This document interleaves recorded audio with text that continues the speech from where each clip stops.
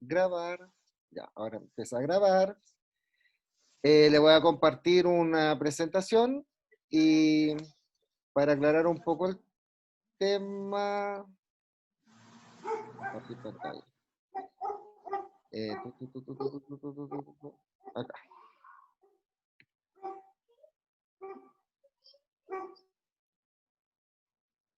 Ya. Lo primero es la teoría del origen de la vida. ¿Ya?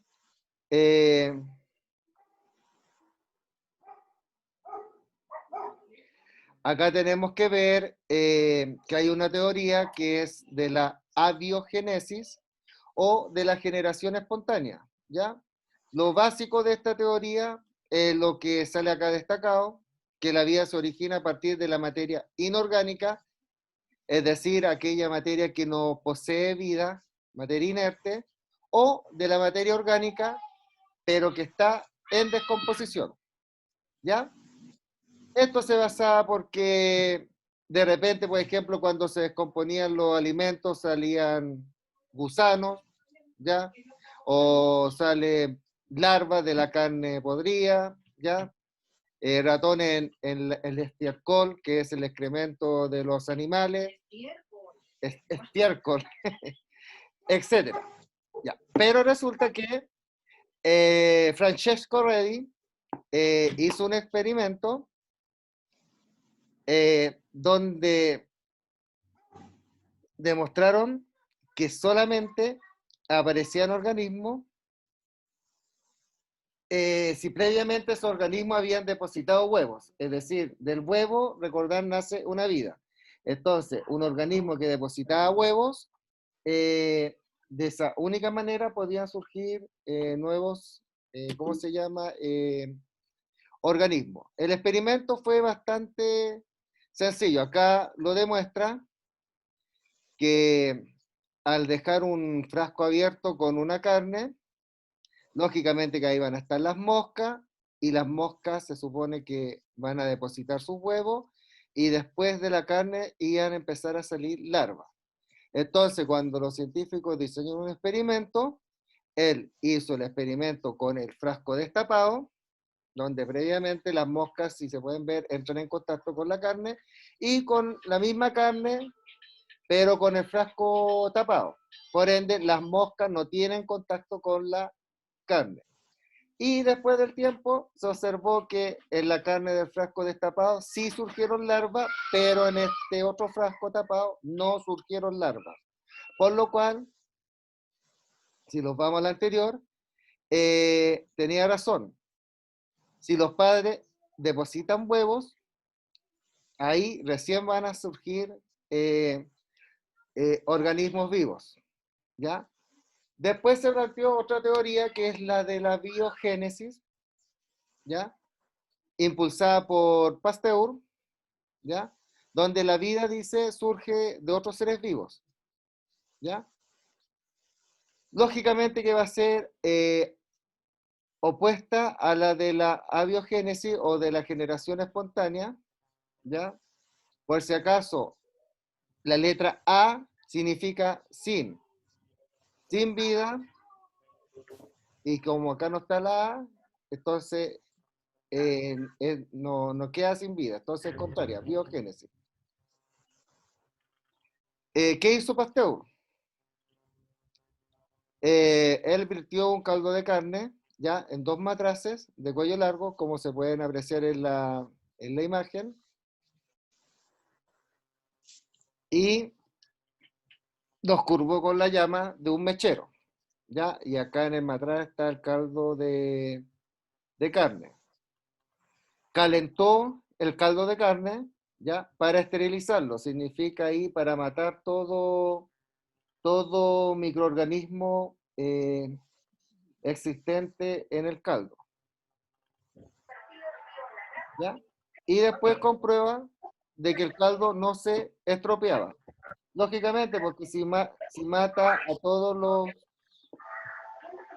Hay alguien con el micrófono abierto, parece. Si, si se comprobó que el caldo no se estropeaba es porque como mató a todos los microorganismos que pueden causar, por ejemplo, alguna descomposición, lógicamente que el caldo no se iba a estropear. Después, ¿qué hizo? Él cortó el cuello de uno de los matraces y pasado unos días observó que el caldo que contenía se había descompuesto, es decir, de este matraz. Y acá, no. Entonces, cuando uno hace un experimento, uno tiene que anotar los resultados y después de los resultados, uno tiene que sacar una conclusión, ¿ya? Entonces, ¿qué fue lo que pasó? Que en la conclusión, en ambos va a entrar el aire, pero los microorganismos que van junto con las partículas del polvo se quedan detenidos acá, en el cuello del matraz, ¿ya? Entonces, claro, entra el aire con su polvo en suspensión, con microorganismos, pero esos van a quedar atajados acá en el cuello. No así en este otro matraz, que van a entrar directamente al matraz. Y por ende lo van a estropear, que en el fondo lo van a descomponer. Si se rompe el cuello, como dice acá, van a llegar al caldo y lo van a descomponer. Entonces, todo ser vivo procede de otro ser vivo. ¿Ya? Hay otra ¿Aló? que sí. Ah, el Sí, José. buenas tardes. Sí, Ah, José Santibáñez. sí. Sí, sí, no me da la... Santibáñez, José. Ya.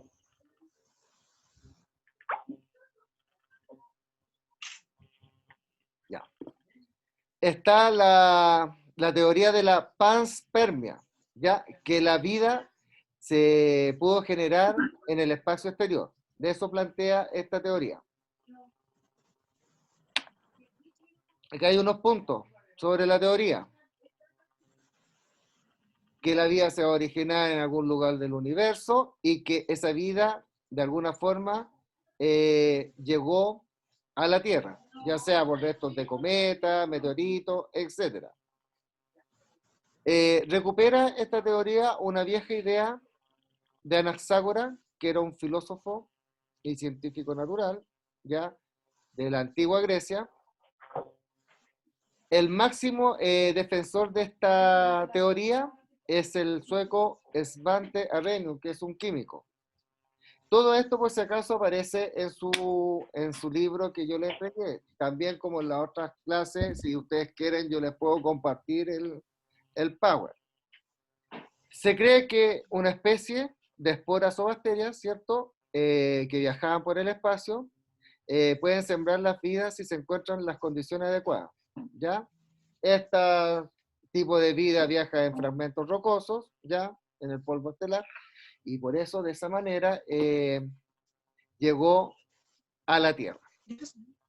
Ya, eso es en cuanto a la teoría de la Evolución. de la orígenes de la vida. Ah, me equivoqué. Y ahora, y se me perdió el power. Chuta. ¿Dónde está? Ay, el que no quiero ver ese. Ya no importa. Acá. Acá está. Sobre las teorías de la evolución. A ver, andaba cerca, ¿viste? Teorías de la evolución de los seres vivos. Esto ya es un poquito más complejo, más con materia, y lo vamos a estructurar de la siguiente manera. Primero hay que saber lo que es la evolución. Ya, si ustedes, por ejemplo, no vamos a ver lógicamente ese video, hay un video que te va a explicar y te va a hablar de la evolución. Si ustedes tienen este Power, pueden ver el video, sin ningún problema. Tienen que entender que una evolución va a ser un proceso, primero es un proceso, donde a medida que va avanzando el tiempo, van a ir cambiando y se van a originar nuevas especies. Entonces, hay que saber lo que es una especie, que son los organismos que tienen características comunes y se van a reproducir entre ellos. Por ejemplo, nosotros somos una especie, la especie humana, tenemos las mismas características y los reproducimos entre nosotros y seguimos con nuestra descendencia para que la especie no se acabe. Existen especies ancestrales y modernas. Las ancestrales o los ancestros van a originar nuevas especies y las actuales son la especie moderna, son las especies de hoy. Nosotros somos los Homo sapiens y se supone que venimos del Homo erectus.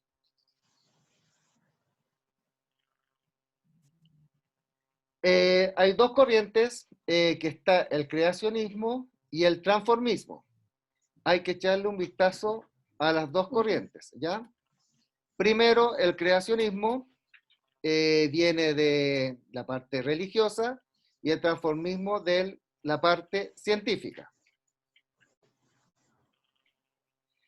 En el creacionismo se van a mantener fijas, ya no van a cambiar a medida que pasa el tiempo, y acá no se mantienen fijas, ¿ya? Se producen cambios. Como dicen los religiosos, los que sean religiosos, que existe un Dios y ese Dios creó, no sé, pues el universo, la vida y bla, bla, bla, según el creacionismo, tienen una creación única, ¿ya? De todas las especies que existen acá en la Tierra. Y acá se dicen que se originaron de otras especies, ¿ya? Que las especies que dan origen eran las especies ancestrales como vimos en la diapositiva anterior. Acá siempre se van a mantener fijas, ¿ya? Ojo, creacionismo, siempre fija, sin cambio, sin evolución. Transformismo, se transforma, o sea, se cambia, cambio. Diversidad de especies cambian, eventualmente algunas se pueden extinguir.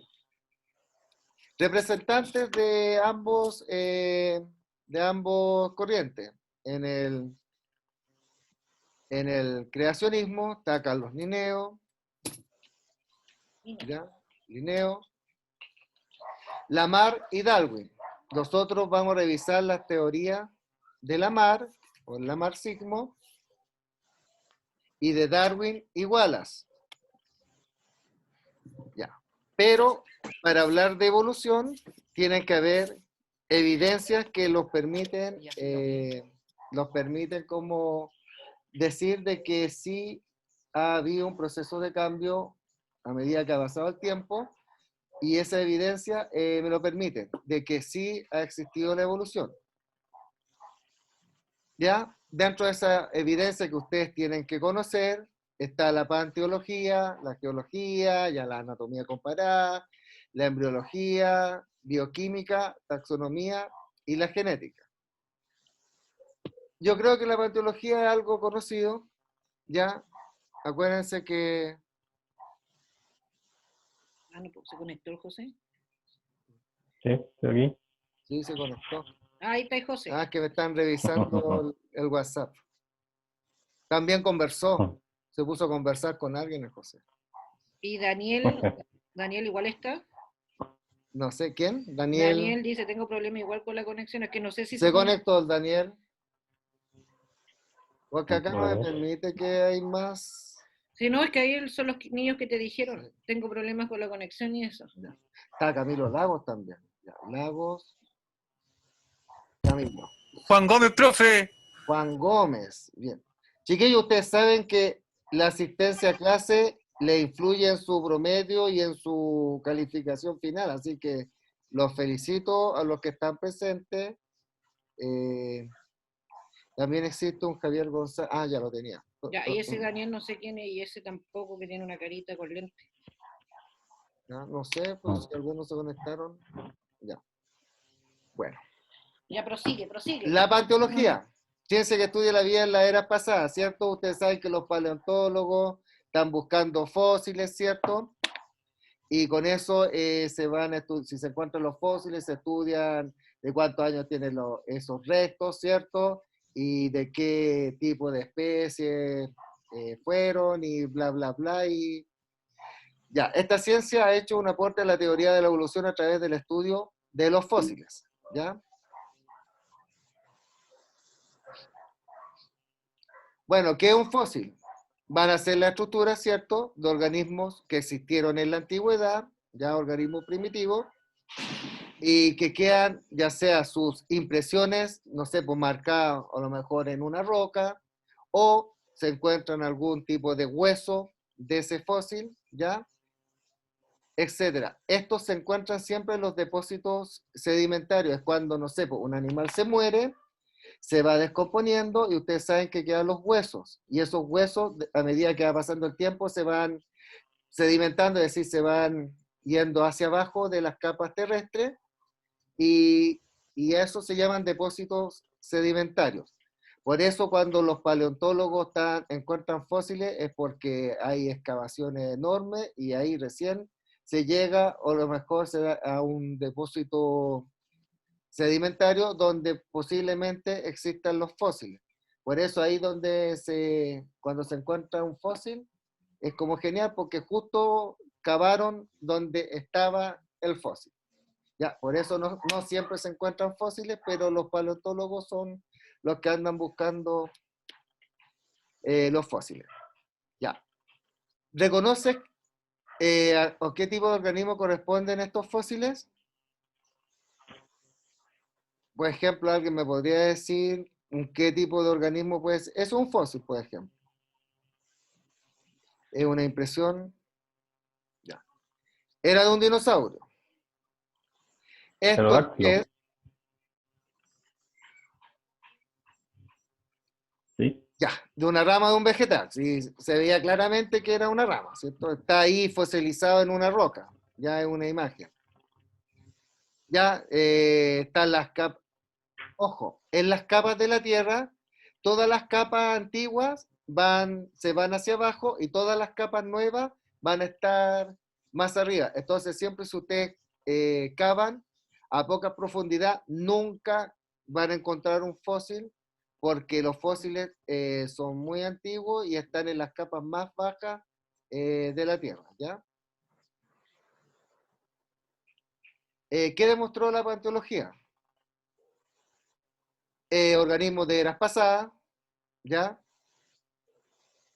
Donde se dejaron sus huellas de que existieron, ya se fosilizaron, después, lógicamente, de haber muerto, ¿ya? Son como fotos del pasado, ¿ya? De especies que existieron en el pasado, en el fondo, ¿ya? Ahí como pueden ver, los restos fósiles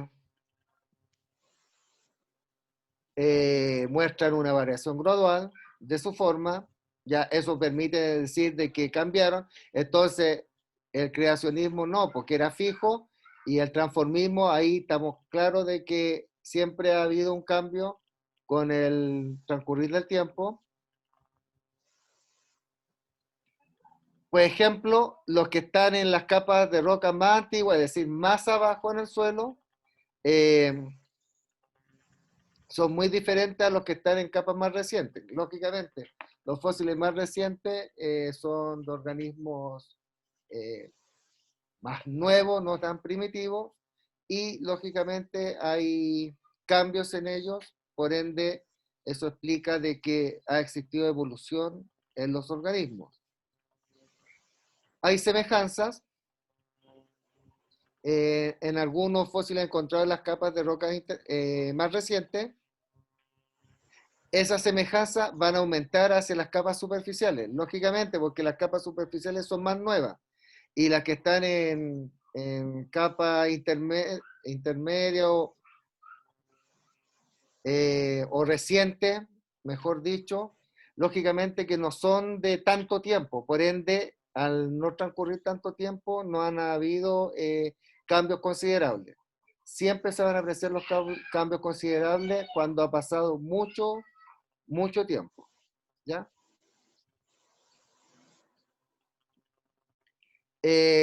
la gran mayoría de los fósiles que se han encontrado son de especies extintas, ¿ya? Como conclusión, en el pasado habían vivido diferentes especies en diversas épocas, producto de la evolución. Aportes de la geología, ya ciencia que estudia la Tierra. Ahí están los años según el testamento que tiene la Tierra, cómo cómo pudieron originarse especies nuevas en tan corta existencia de la Tierra.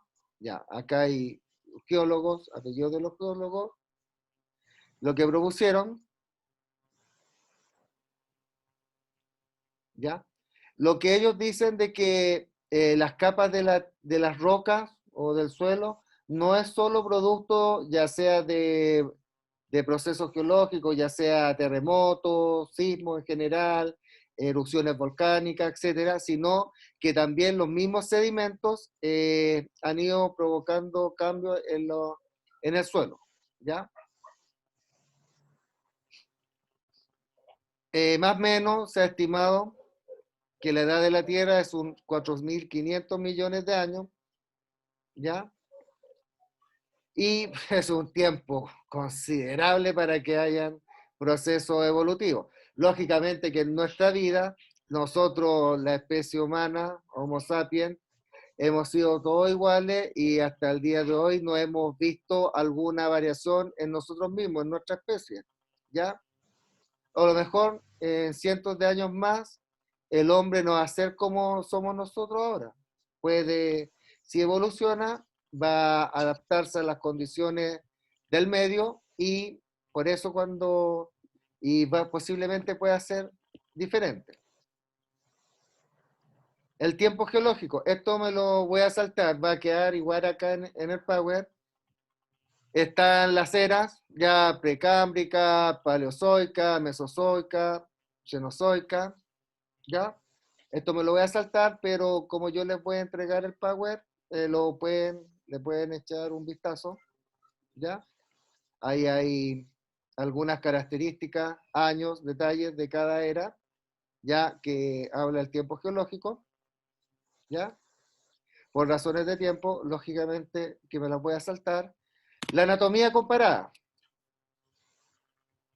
Va a ser un estudio comparado de diversos grupos de animales y vegetales que van a ver organismos que poseen órganos homólogos. ¿Ya? Acá hay un concepto, órganos homólogos.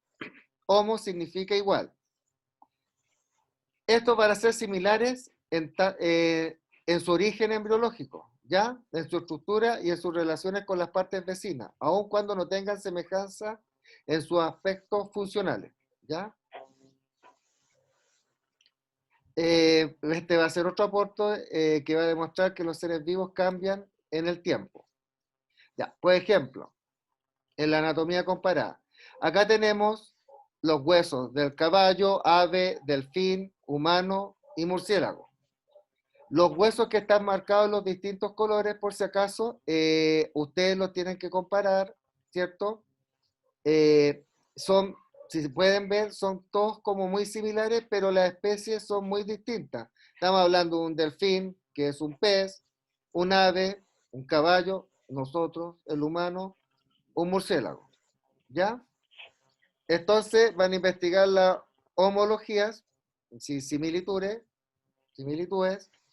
estructurales. Acá se tiene que ver en cuanto a los huesos, heredadas por el organismo tanto en su esqueleto como en cualquier otro órgano y permite reconstruir su filogenia. Por ejemplo, existe una similitud estructural en las extremidades de los vertebrados. Vertebrados, recordad, son los que poseen huesos, esqueleto. Órgano homólogo. Este ejemplo que se estuvo viendo estaba comparando la extremidad, acuérdense, del caballo, un ave, el delfín, el hombre y el murciélago. No hay una similitud morfológica ni funcional, pero son homólogos, porque tienen el mismo origen, ¿ya? Y están constituidos por el mismo plan fundamental. Se ha producido una evolución divergente, la conclusión que todos esos organismos están emparentados, ¿ya? Y derivan de un ancestro o antepasado común. ¿Qué establece la evolución divergente o adaptativa? Las especies vivientes, como ya se dijo, se originaron de especies ancestrales o ancestros y evolucionaron a medida que fue pasando el tiempo. Y esa evolución es producto de la adaptación que tuvieron que tener al medio, ¿ya? También están los órganos vestigiales. No desempeñan función, pero establecen relaciones de parentesco. Ejemplo de un órgano vestigial es el coxis, se heredó de algún antepasado remoto que tenía cola. ¿Ya? Ahí hay unas imágenes, murciélago, acá como un mosco, ahí hay una modificación en la piel. Parece Una como- libélula. Ah, una Sí, libélula. sí. Un mosco. Son un mosco de alas muy largas, no. Son Evolucionó. estructuras funcionales iguales, ¿ya? Pero diferentes en su origen embriológico, ¿ya? Relación de parentesco lejano. Evolución convergente. Ya, ahí hay embriones. Yo después les voy a mandar un link de una página donde esto ustedes lo pueden estudiar, pero maravillosamente, es de la universidad, de una universidad mexicana. No le hice la clase con ese link porque habla de todo esto, pero es muy buena esa página. Después yo les voy a enviar el link. Embriología, grupos de animales ya de desarrollo embrionario, similares en su primera etapa de diferenciación. ¿Ya? Ejemplo, está el embrión del pez, reptil, ave, humano, en una etapa de desarrollo son muy semejantes al principio. Esto demuestra entonces que estos organismos están emparentados. ¿Ya? Ahí hay imágenes, por ejemplo, de embriones de peces, de reptiles y de mamíferos, lo que le estaba explicando. Si se dan cuenta, en las etapas tempranas del embrión, fíjense, en los tres grupos son muy similares. A medida que va pasando el tiempo del desarrollo del embrión, van cambiando el embrión. Y si se dan cuenta, fíjense ya en las etapas finales, ya se ven completamente diferentes. ¿Ya? Pero al principio se pueden decir que son como muy similares, y por eso se dicen que están emparentados de alguna manera. La bioquímica tiene que ver con todo el tema de la parte molecular, ya de los seres vivos, de las moléculas, ya, tanto el ADN, el ARN, estas moléculas de energía, que es el adenosín trifosfato, ya. Mientras más grande sea la semejanza de las moléculas, mayor será el parentesco evolutivo, ¿ya?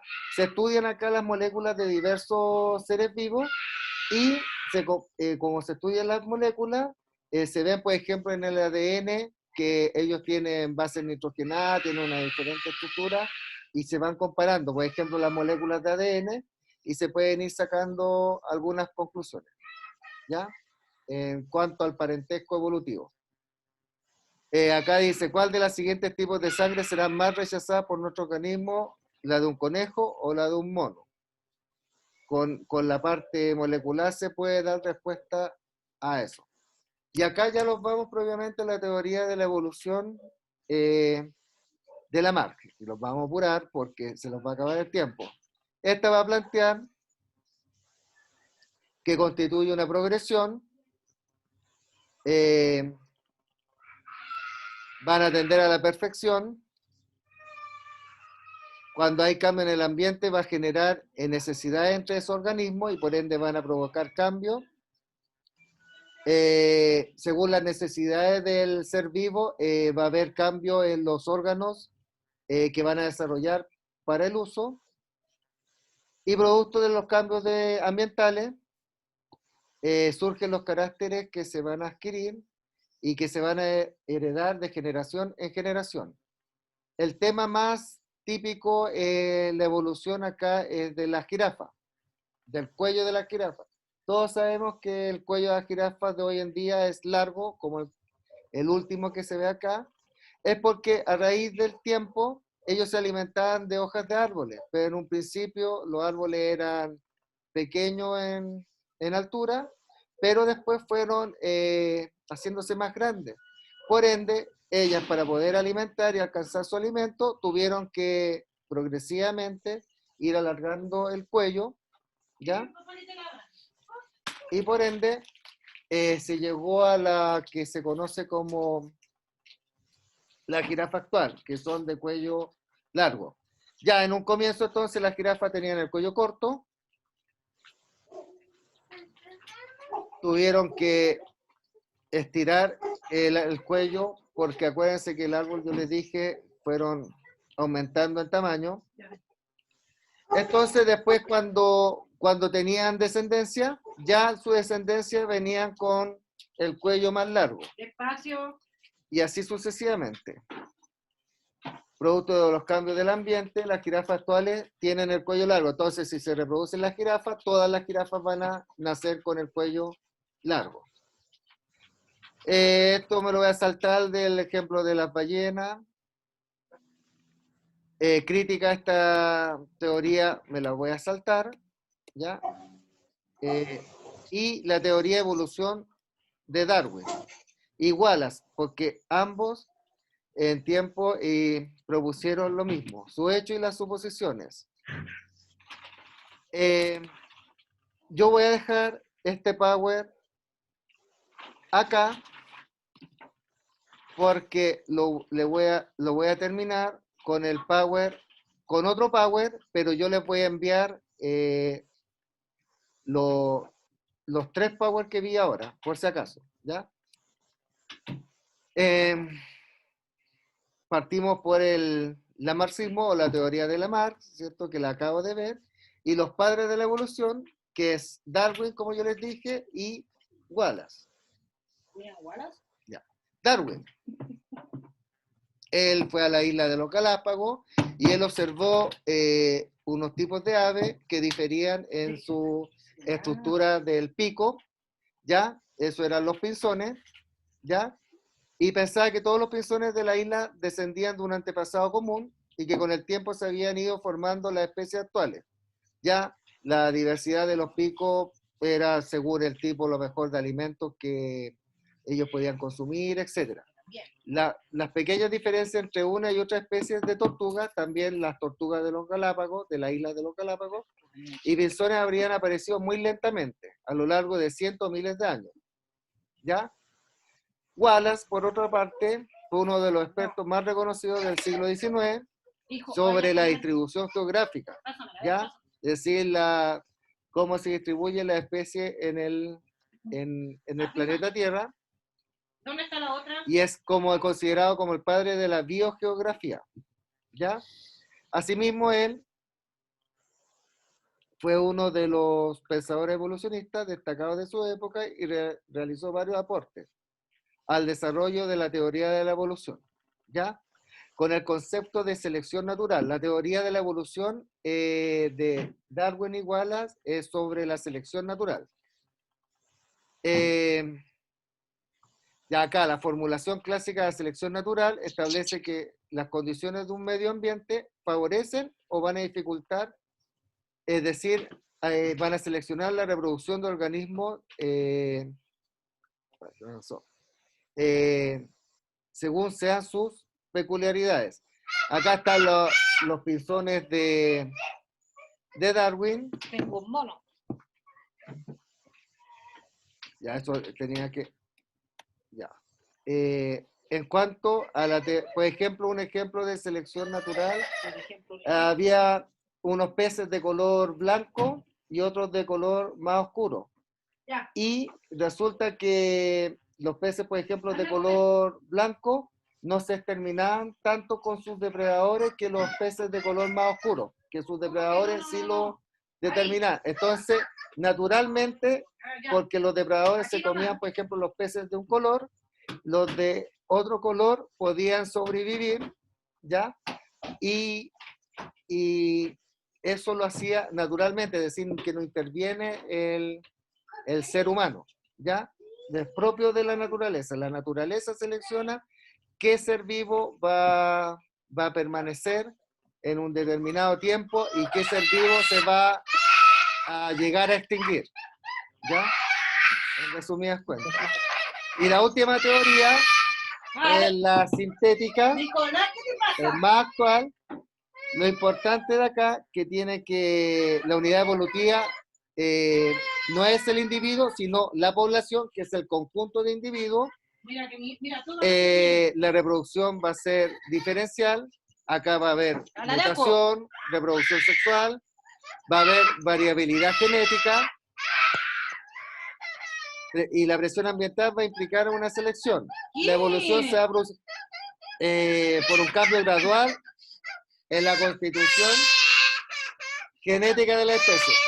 Gracias, hijo, cállate. Ya. ¿Cómo que cállate? Y chiquillos, esos son los chascados de A estar ver, en vivo. Nicolás.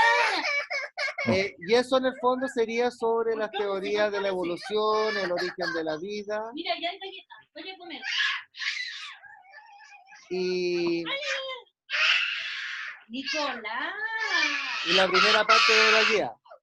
Tienen que resolver de ese libro que yo les entregué solamente la... Puedes enviártelo, por favor. Por supuesto, lo perdón. Ya, pues, Nicolás. Mira, acá Eh, hay galletas, varias. Eso sería la primera parte o la primera unidad del libro que yo les envié, donde ustedes tienen que desarrollar las actividades que le propone el libro, que son igual bastante simples.